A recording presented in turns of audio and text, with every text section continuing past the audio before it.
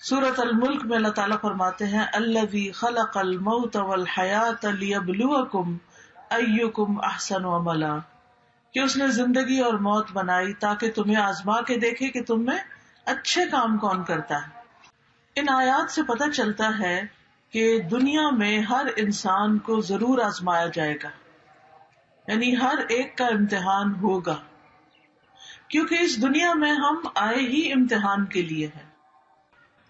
تو ہم بات یہ کر رہے تھے کہ اللہ تعالیٰ نے چونکہ امتحان کے لیے پیدا کیا ہے، اس لیے کبھی بھوک، کبھی مال، کبھی جان، کبھی پھل، کبھی فصلوں کی کمی، ان کے ساتھ انسان کا امتحان ہوتا رہتا ہے۔ کوئی نہ کوئی چیز زندگی میں مسئلہ کھڑا ہی رکھتی ہے، ایک مسئلے سے نکلتے ہیں ایک اور میں پھنس جاتے ہیں، ایک سے نکلتے ہیں ایک اور میں پھنس جاتے ہیں، یعنی کوئی نہ کوئی غم ہمیں لگا ہی رہتا ہے۔ تو ایسی صورت میں کیا کرنا چاہیے کہ جب کوئی مصیبت پہنچے تو کیا کہنا چاہیے؟ انا للہ و انا الیہ راجعون۔ کوئی چیز چلی گئی، ہم بھی اللہ کے، ہم بھی جانے والے، اپنی موت کو یاد کر لیں، یعنی جب کوئی فوت ہو تو اپنی موت یاد کریں، ہم نے بھی چلے جانا ہے، یہاں تھوڑی بیٹھے رہنا ہے۔ تو اس طرح مومن کے دل کو سہارا ہو جاتا ہے، وہ کسی کی وفات پر اتنا افسوس نہیں کرتا کہ اپنا آپ ہی گنوا دے، کھپا دے، اپنے آپ کو ہی ختم کر دے، ایسا نہیں ہوتا، بلکہ وہ کیا کرتا ہے کہ صبر کرتا ہے۔ تو یاد رکھیے کہ کوئی بھی مصیبت اللہ کے اذن کے بغیر نہیں آتی۔ قرآن مجید میں آتا ہے وما اصاب من مصیبت الا باذن اللہ، کوئی مصیبت نہیں آتی مگر اللہ کی اجازت سے آتی۔ ومن یؤمن باللہ یہد قلبہ، اور جو اللہ پر ایمان رکھتا ہے، اللہ پہ اعتماد کرتا ہے، اللہ اس کے دل کو ہدایت بخشتا ہے۔ اس مصیبت کے اندھیرے میں بھی اللہ تعالیٰ اس کو صحیح رستہ دکھا دیتا ہے، اس کا حل بتا دیتا ہے۔ اور یہ بھی یاد رکھیے کہ یہ جو مصیبتیں وغیرہ ہیں، یہ اللہ کے اذن سے جب آتی ہیں، اگر اللہ نہ چاہے تو آ بھی نہیں سکتی، یعنی یہ ہماری تقدیر میں ہوتی ہیں کہ اس بندے کو اس چیز سے آزمانا ہے، اور اگر کوئی چیز ہماری تقدیر میں نہیں تو ڈرنے کی بھی ضرورت نہیں۔ یہ جو ہم وہم کا شکار ہو جاتے ہیں نا، خوف کا، پتہ نہیں یہ نہ ہو جائے، پتہ نہیں میرے بڑھاپے میں کیا بنے گا، میری اولاد نہیں ہے، میری تو شادی بھی نہیں ہوئی، میرا کیا ہوگا۔ اگر جن کے بچے ہوتے ہیں وہ بھی کہتے ہیں پتہ نہیں بچے اچھے نکلیں گے نا، پتہ نہیں ہمارا ساتھ دیں گے نا، پتہ نہیں کاروبار کو کچھ نہ ہو جائے، پتہ نہیں نوکری نہ چھوٹ جائے، پتہ نہیں یہ نہ ہو جائے۔ اس طرح کے توہم بھی نہیں کرنے چاہیے، یہ شیطان کے وسوسے ہوتے ہیں، کیونکہ اس کا پسندیدہ کام ہے بندہ مومن کو غمگین رکھنا، ٹھیک ہے؟ تو آپ نے غمگین نہیں رہنا، فوراً اللہ کی طرف رجوع کرنا ہے کہ آج تک میرا رب مجھے پال رہا ہے، آئندہ بھی وہی پالے گا، بس تسلی۔ اور اگر کوئی مصیبت آنی نہیں تو وہ میری فکر کرنے سے آنی جانی، کیونکہ ما اصابہ لم یکن لیخطئہ وان ما اخطأہ لم یکن لیصیبہ، جو چیز آنی ہے وہ ٹل نہیں سکتی، اور جو نہیں آنی وہ آ نہیں سکتی۔ تو جو آنی ہے اس نے آنا ہے، اس کے لیے اللہ سے دعا کرنی چاہیے کہ اللہ سبحانہ وتعالی ہمیں عافیت میں رکھے، اور اگر کوئی چیز آ کے ہٹ کرے تو صبر کی توفیق عطا فرمائے تاکہ اس کا اجر حاصل ہو سکے، اجر نہ گنوائیں ہم۔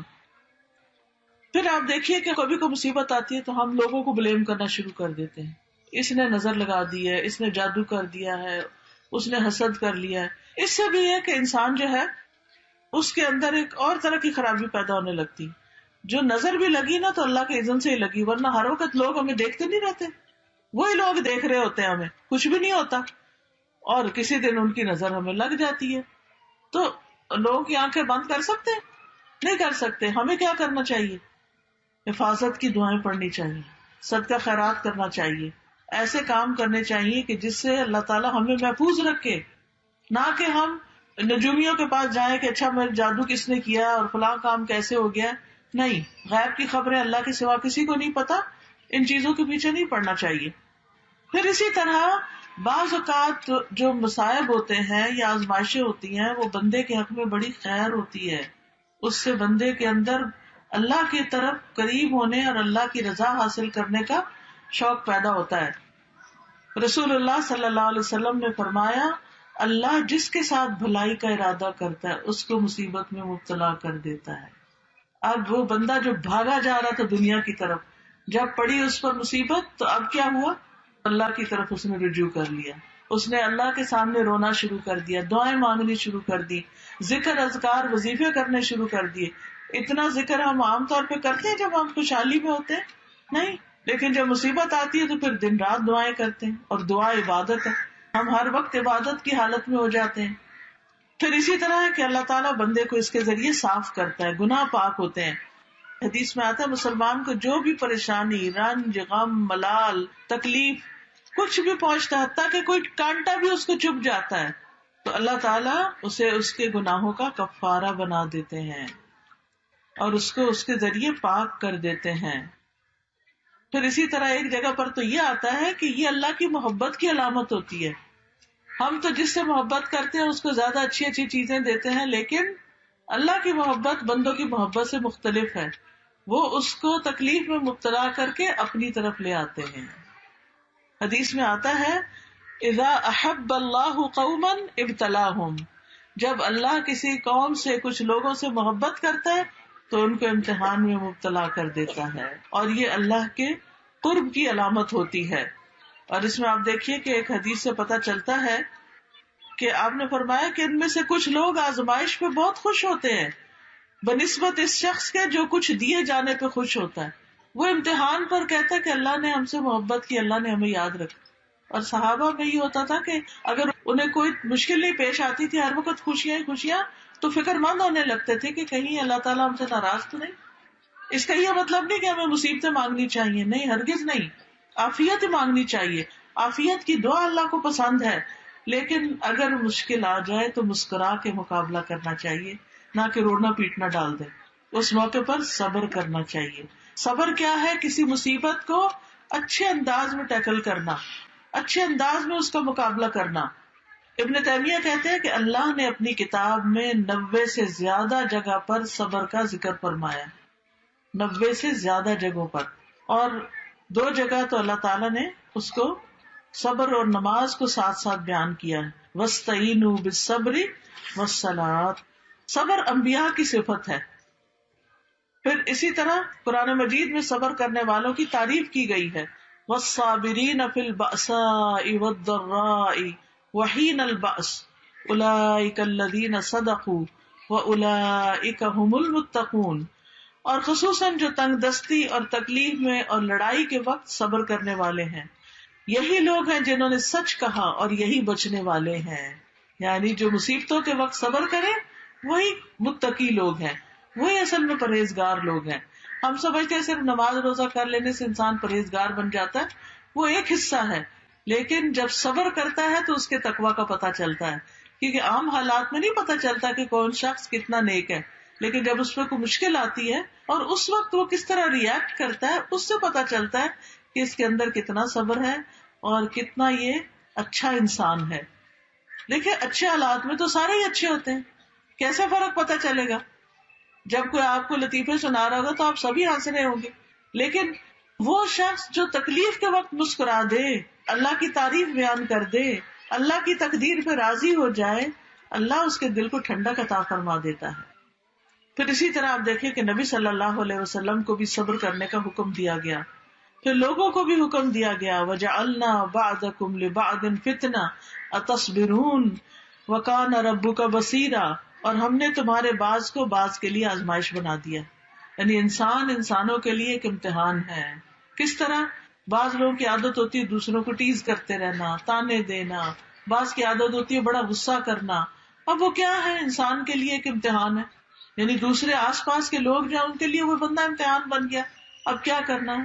صبر کرنا ہے. تو یہ جو ہے نا بندے بندوں کا امتحان بن جاتے ہیں، اس کو ہمیں سمجھنا چاہیے.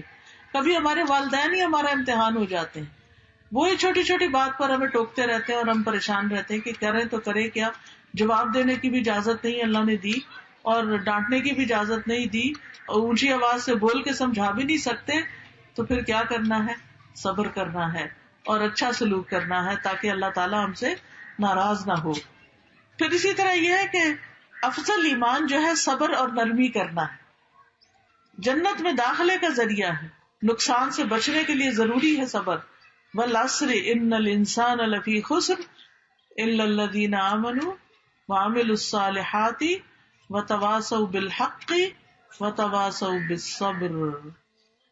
صبر سب سے وسیع اور بہترین نعمت ہے، لیکن جو عورتیں صبر نہ کریں ان کے بارے میں بڑی سخت وعید ہے.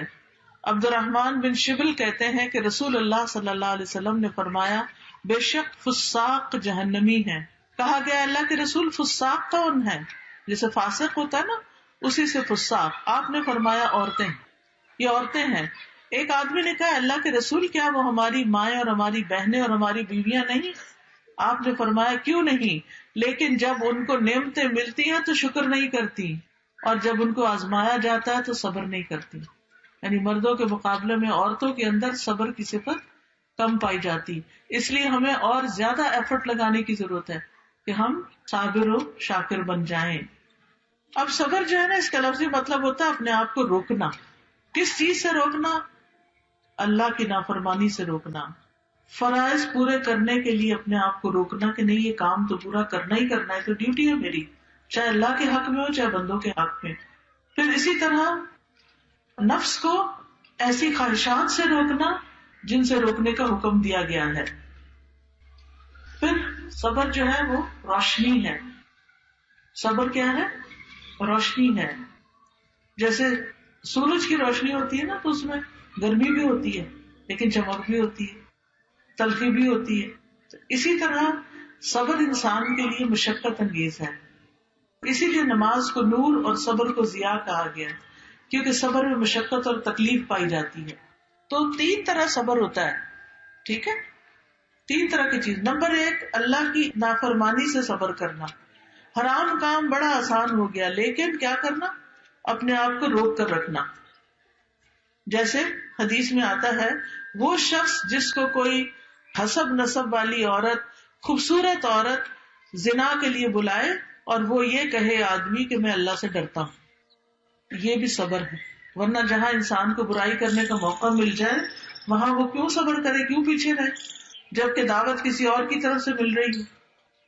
دوسرے اللہ کی اطاعت پر کاربند رہنا اور صبر کرنا، یعنی اللہ سبحانہ تعالیٰ کی فرما برداری کرتے رہنا، چاہے گھر میں ہو چاہے گھر سے باہر ہو چاہے کہیں بھی ہو. یہ نہیں کہ جب دینی لوگوں کے بیچ میں ہو تو اچھے کام کرنا اور جب دنیا میں نکلے تو پھر اپنی مرضی کرنا. نہیں، کہیں پر بھی ہو، مسجد میں ہو، مدرسہ میں ہو، گھر میں ہو، بازار میں ہو، اللہ ہی کی فرما برداری کرنی ہے، اللہ ہی کو سب سے بڑا سمجھنا ہے، اسی پر جمے رہنا ہے. پھر اللہ کے فیصلوں پر صبر. بعض اوقات ہم ایک خاص جاب چاہتے ہیں وہ ہمیں نہیں ملتی تو یہ اللہ کا فیصلہ ہے. ہم بیٹی چاہتے ہیں اللہ بیٹا دے دیتا ہے، ہم بیٹا چاہتے ہیں اللہ بیٹی دے دیتا ہے. تو کس کا فیصلہ ہے؟ اللہ کا فیصلہ.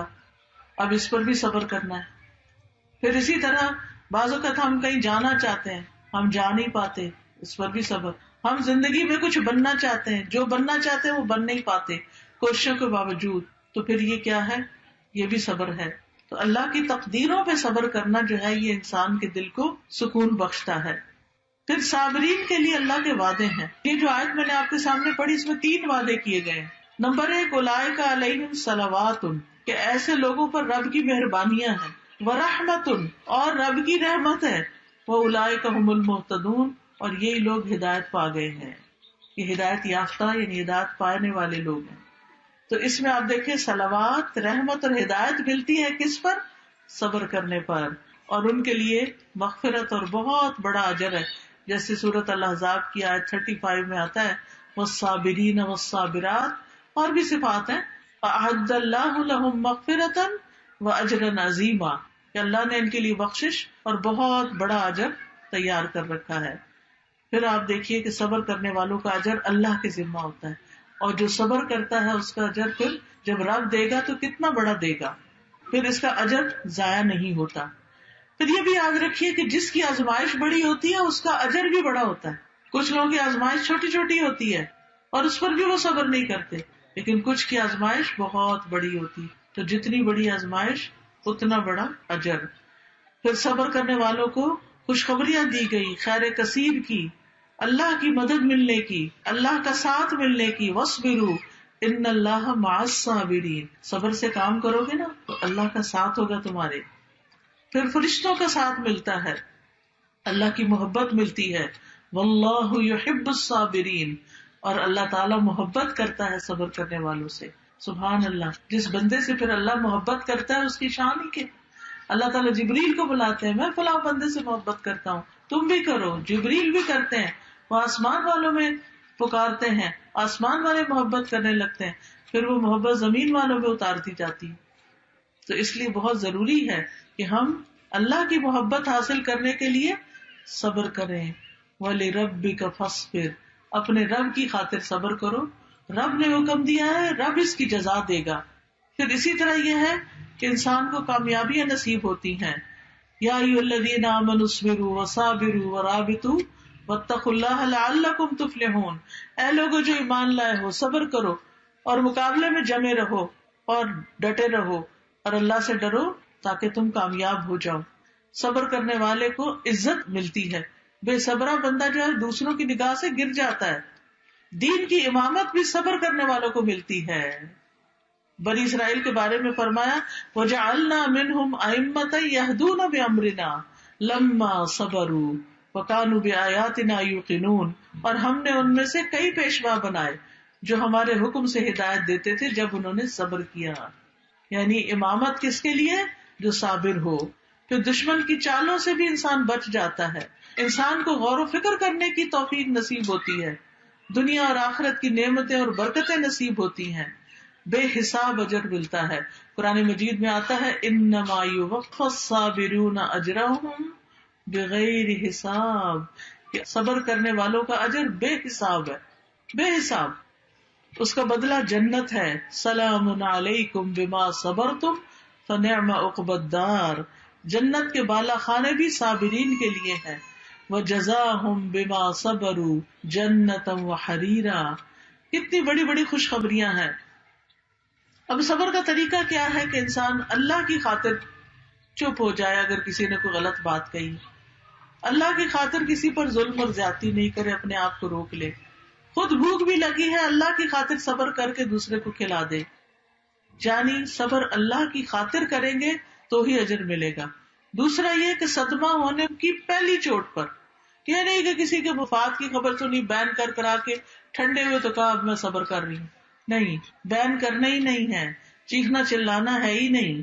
پھر یاد رکھیے صبر کوشش سے آتا ہے. جو نیت اور ارادہ کرتا نا, ول پاور سے آتا ہے. کہ انسان کہے کہ میں نے کرنا ہی کرنا ہے صبر. جب آپ نے ارادہ کر لیا تو اللہ تعالیٰ آپ کے لیے آسانی کر دے گا.